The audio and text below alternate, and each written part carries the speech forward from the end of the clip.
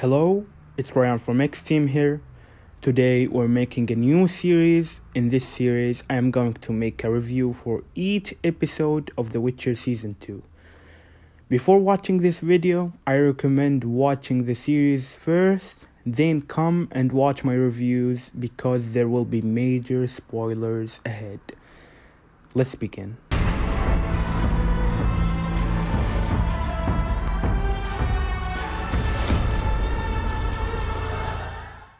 The first episode is named after the second short story of The Last Wish. A Grain of Truth was based on a villain and lifting his curse.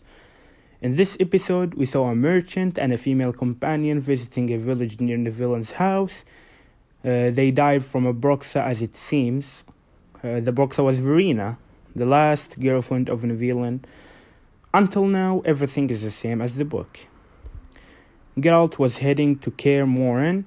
Later, on his way, he found the abandoned village where the merchant and his companion died.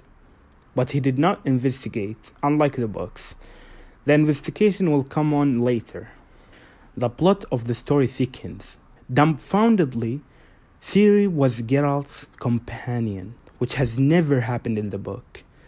We all know that the first encounter with Ciri was in the Brokilon forest while she was around 10 years old, and it was after the villain's encounter. This means that this never happened in the book. Unfortunately, Netflix messed up in the season 1 by bringing Ciri too early, so they cannot do anything about it. That's why she was Geralt's companion in this story. No worries, let's continue.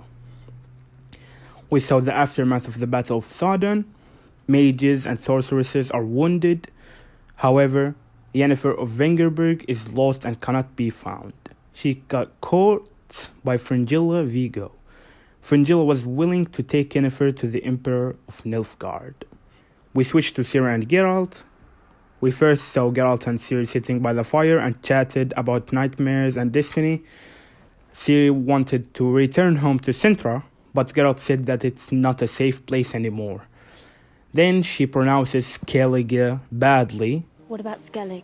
Again, just the same as season 1. So, Skellige? Skellige. That's the way it should be pronounced. In the episode, Geralt knew Nivellen a while ago. As soon as he saw the abandoned village, he decided to go with Ciri to an old friend nearby. You guessed it, Nivellen. He knew him before he got cursed into a monster shape. Geralt saved him from a wyvern attack while he was young. That development of the story was neat. They made up the story so it matches Ciri's companionship. We met Nivellen. His story was amazing, but he lied to Geralt on how he got transformed into his shape. However, I thought that he would be bigger, just like CD Projekt Red's figure, which you will see now. And if you're asking who's on top of this picture, I'm pretty sure it's Verena. Switching to Aretuza, Cahir was held imprisoned in the Aretuza keep. Tissaia tried to read his memories so she can know what happened to Fringilla and Nilfgaard, but she failed at that. Back to Nivellen's story, Ciri meets Verena and told her to keep the secret that she was not a human.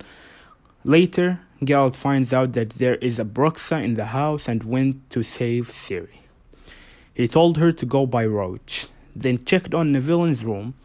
He saw the Broxa drinking from Nivellen's blood with his permission. It turned out that Nivellen already knows that Verena wasn't a human, and because he loves her, he allows her to drink from his blood. Geralt began attacking the Broxa. She shouts just like the games. However, later, she flies, which is new. I've never seen a Broxa fly in any of the Witcher franchises. The last scene of Verena and Nivellen was perfectly synced to the books, but in a Netflix way.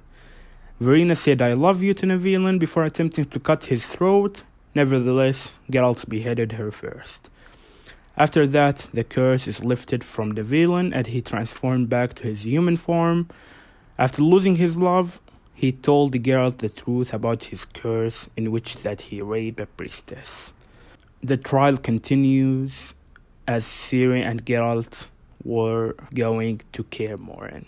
Finally, I'd rate this episode 9 out of 10. Thanks for watching.